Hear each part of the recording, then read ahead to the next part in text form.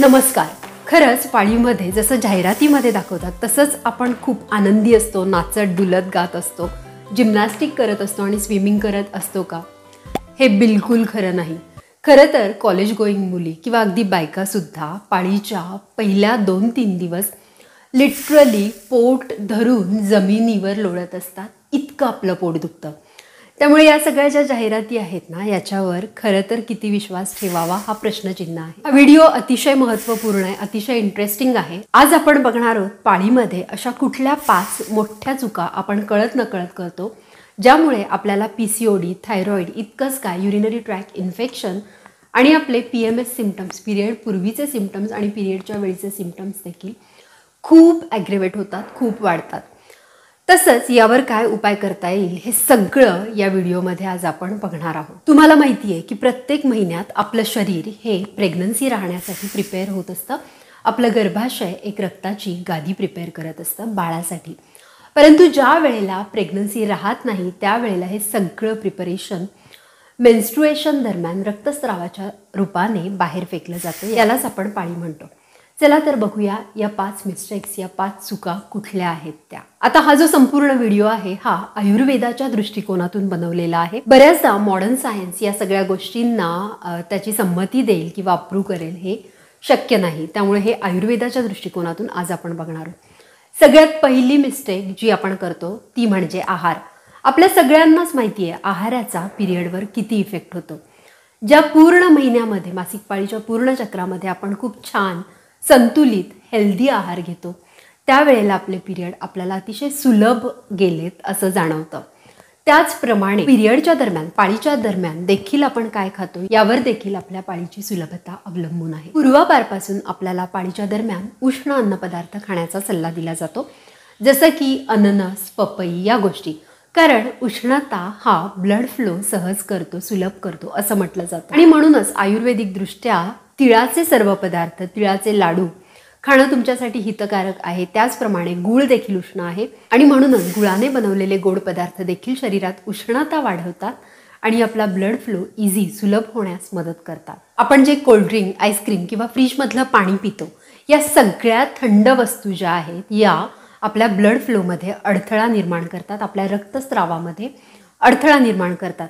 म्हणूनच या गोष्टी कटाक्षाने आपण टाळल्या पाहिजे. इनफॅक्ट सुकामेवा हेल्दी आहे, परंतु पाळीच्या काळात खाणं योग्य नाही. कारण सुक्या मेव्यामुळे शरीरात ड्रायनेस वाढतो. पाळीच्या पिरियडमध्ये या वेळेमध्ये चयापचय क्रिया देखील अतिशय स्लो झालेली असते आणि म्हणूनच फ्राईड फूड, नॉनव्हेज, पचायला जे जड अन्न आहे ते अन्न या काळात खाणं पूर्णपणे बंद करा. एका रिसर्चप्रमाणे ज्या लोकांना मॅग्नेशियमची डेफिशियन्सी असते त्यांना देखील PMS सिम्पटम्सना खूप सामोरं जावं लागतं. खूप जास्त कोल्ड्रिंक्स आणि अल्कोहोलच्या सेवनामुळे मॅग्नेशियम डेफिशियन्सी होऊ शकते. मॅग्नेशियमची कमतरता भरून काढण्यासाठी हिरवी फळं, हिरव्या पालेभाज्या, हिरव्या फळभाज्या खाणं संयुक्तिक ठरेल. कारण याच्यामुळे तुम्हाला आयर्नसुद्धा मिळणार आहे. कारण या सगळ्या गोष्टी मॅग्नेशियम रिच तर आहेत परंतु आयर्न रिच सुद्धा आहेत आणि म्हणूनच या काळात रक्ताची जी कमतरता शरीरामध्ये होते ती भरून काढण्यासाठी या हिरव्या वर्गातली फळं, भाज्या तुम्हाला खूप मदत करणार आहे. दुसरं मॅजिकल औषध पाळीमध्ये तुम्हाला मदत करू शकतं ते म्हणजे हळदीचं दूध. हळद ही गुणधर्माने उष्ण आहे आणि आयुर्वेदानुसार आपल्याला उष्णता वाढवणारे पदार्थ पाळीच्या दरम्यान मदत करतात. म्हणूनच आलं देखील तुम्हाला इथं मदत करणार आहे. आणि म्हणूनच दुधाचा संध्याकाळचा चहा वर्ज करून तुम्ही आल्याचा काढा करून पिऊ शकता. आयडिया याच्या मागे एवढीच आहे की आयुर्वेदानुसार आपल्याला घरचं फ्रेश आणि थोडंसं उष्ण गुणधर्माचं अन्न आपला ब्लड फ्लो सुलभ करणार आहे. आता दुसरी सर्वात मोठी चूक आपण करतो ती म्हणजे पाळीच्या काळात पहिल्या 3 दिवसामध्ये डोक्यावरून आंघोळ करणं. ही तर सगळ्यात मोठी चूक आहे. मॉडर्न सायन्स हे बिलकुल मानत नाही आणि मला माहिती आहे मॉडर्न सायन्सला मानणारे नक्कीच या विधानावर आक्षेप घेतील. परंतु तुम्ही कधी ऑब्झर्व केलंय जर आपण पाळी चालू असताना डोक्यावरून आंघोळ केली तर त्याचा इफेक्ट आपल्या पाळीच्या रक्तस्रावावर लगेचच होतो. काहींचा खूप हेवी ब्लड फ्लो होतो तर काहींना पाळी थांबते हा अनुभव आहे. आणि आंघोळ करताना ज्या वेळेला आपण डोक्यावर पाणी घेतो त्यावेळेला देखील रक्तस्राव थांबलेला असतो. आता याच्या मागे काय लॉजिक आहे, याच्या मागे आयुर्वेदाचं काय लॉजिक आहे? ज्या वेळेला आपण डोक्यावर पाणी घेतो त्यावेळेला आपल्या डोक्याचं आणि शरीराच्या वरच्या भागाचं तापमान जे आहे ते कमी होतं, टेम्परेचर कमी होतं आणि खालच्या भागाचं तापमान हे नेहमीसारखं म्हणजे जास्त असतं. अशा वेळेला खालून हीट एनर्जी जी आहे ही वर वाहते, जे की पूर्णपणे अपेक्षित नाही आहे. पाळीचा रक्तस्राव सुलभ होण्यासाठी हीट एनर्जी जी आहे ही वरून खाली वाहणं अपेक्षित आहे. आणि डोक्यावर पाणी घेतलं की ही जी हीट एनर्जी आहे ही विरुद्ध दिशेला वाहते आणि ब्लड फ्लोमध्ये आपल्याला अडथळा येतो. आणि याचमुळे मोठ्या मोठ्या आपल्याला कॉम्प्लेक्सिटीजना जसं की PCOD, थायरॉईड, इतकंच काय तर एंडोमेट्रिओसिस सारखे गर्भाशयाचे आजार देखील होऊ शकतात. आणि यामुळे नेक्स्ट ओव्ह्युलेशन सायकल देखील हॅम्पर होतं.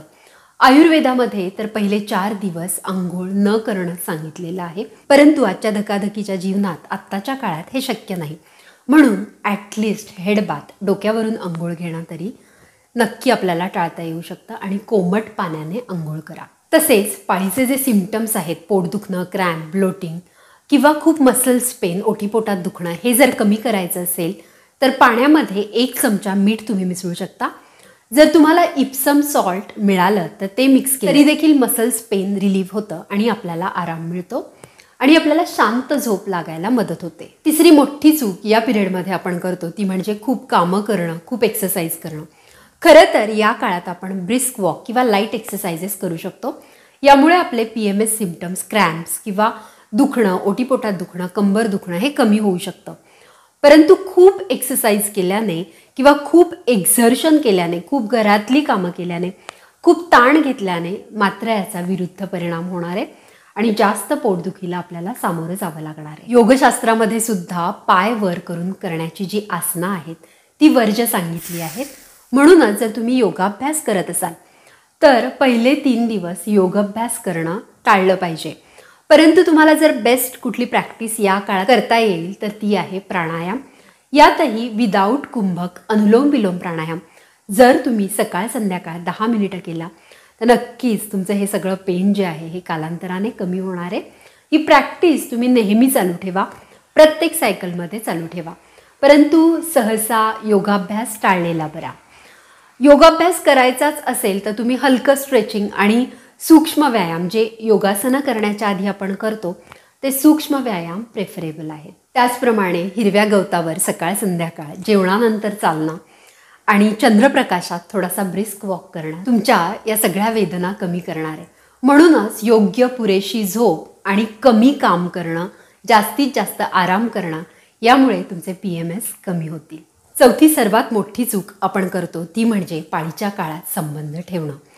आयुर्वेदानुसार पाळीच्या काळात संबंध ठेवणं वर्ज्य सांगितलेलं आहे.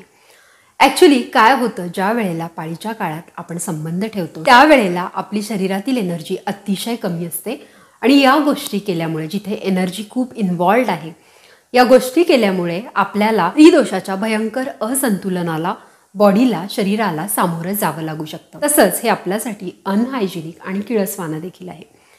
500 स्त्रियांच्या एका सर्वेक्षणामध्ये असं आढळून आलं की 82% स्त्रिया या काळातही संबंध ठेवतात. 16% स्त्रिया ठेवत नाहीत आणि 2% स्त्रियांना याविषयी काहीही सांगता आलं नाही. आणि म्हणूनच हा मुद्दा अतिशय महत्त्वाचा आहे. तुमचा पार्टनर या वेळेला जर तुम्हाला हे करण्यासाठी इन्सिस्ट करत असेल तर तुम्ही त्याला हे सांगू शकता की तुमच्या आरोग्यासाठी हे किती घातक आहे आणि तुम्हाला हे नको आहे, मी या काळात कम्फर्टेबल नाही आहे, हे तुम्ही त्याला पटवून देऊ शकता. परंतु मॉडर्न सायन्स या गोष्टीला मान्यता देत नाही. मॉडर्न सायन्सप्रमाणे या काळात देखील संबंध ठेवणं सुरक्षित आहे, सेफ आहे, ठेवू शकता. परंतु हे तर सगळ्यांना माहिती आहे की ब्लडमध्ये व्हायरसेस लगेच कॅरी होऊ शकतात आणि म्हणूनच या रक्तस्रावाद्वारे, या रक्ताद्वारे आपल्याला सेक्शुअली ट्रान्समिटेड डिसीजेसना सामोरं जावं लागू शकतं किंवा आपल्याला तो धोका आहेच. आणि म्हणूनच अशा काळात जर गेलं तुमच्या नवऱ्याने तर विदाऊट कॉन्डोम तर स्ट्रिक्टली नो आहे. काही रिसर्चेसप्रमाणे अशा काळात संबंध ठेवल्याने एंडोमेट्रिओसिसला देखील आपल्याला सामोरं जावं लागू शकतं. आता 5वी सगळ्यात मोठी चूक आपण करतो ते म्हणजे व्हाईट कमर्शियली व्यावसायिक जे सॅनिटरी पॅड्स मिळतात किंवा टॅम्पॉन्स मिळतात ते वापरणं. ते का हे देखील मी तुम्हाला समजावून सांगणार आहे. तुम्हाला माहिती आहे हे अतिशय शुभ्र दिसणारे पॅड्स मूळतः ओरिजिनली शुभ्र नसतात. तर यांना शुभ्र, अगदी सफेद करण्यासाठी खूप मोठ्या केमिकल प्रोसेसेसमधून जावं लागतं. ब्लीचिंग आणि इतर केमिकल्समधून त्यांना जावं लागतं. रिसेंट रिसर्चेसमध्ये असं आढळून आलं आहे की ऑलमोस्ट जे काही कमर्शियली अवेलेबल सॅनिटरी पॅड्स आहेत त्या सर्व पॅड्समध्ये व्हॉलेटाईल ऑर्गॅनिक कंपाऊंड्स आहेत जे आपल्या स्त्री शरीरातलं हॉर्मोनल इम्बॅलन्स म्हणजे संप्रेरकांचं असंतुलन करण्यासाठी सक्षम आहेत.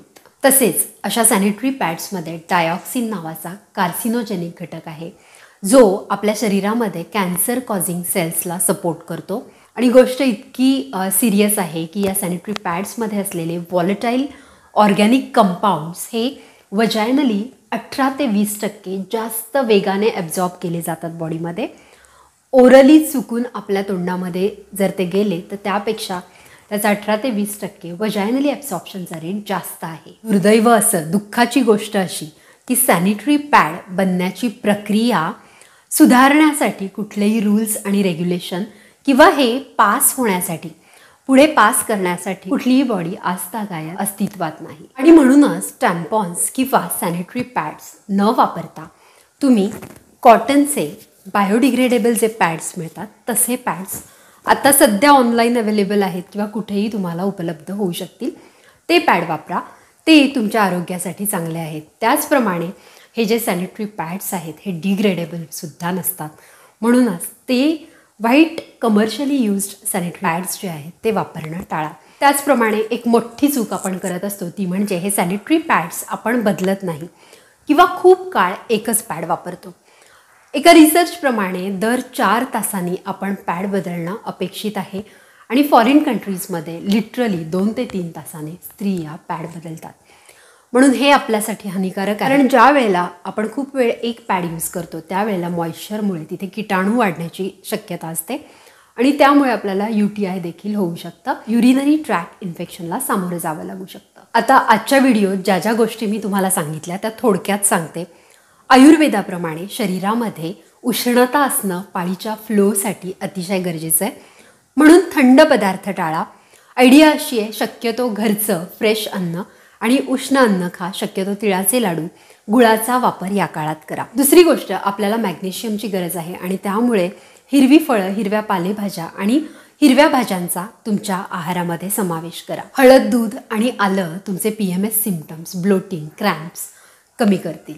सकाळ संध्याकाळ दुधाचा चहा घेण्याऐवजी तुम्ही आल्याचा काढा घेऊ शकता. डीप फ्राईड अन्न, नॉनव्हेज, पचायला अतिशय अवघड अन्न, त्याचप्रमाणे थंड पाणी आणि कोल्ड्रिंक्स पूर्णपणे टाळा. डोक्यावरून अंघोळ करू नका आणि शक्यतो कोमट पाण्यानं अंघोळ करा.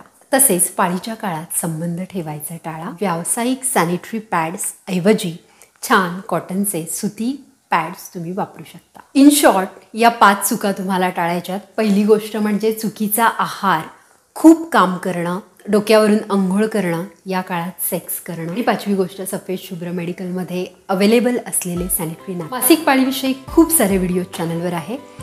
मासिक पाळीमध्ये जर तुम्हाला काळपट रक्तस्राव होत असेल त्याच्याविषयी सविस्तर माहिती आणि उपायासंदर्भात एक छानसा व्हिडिओ आहे.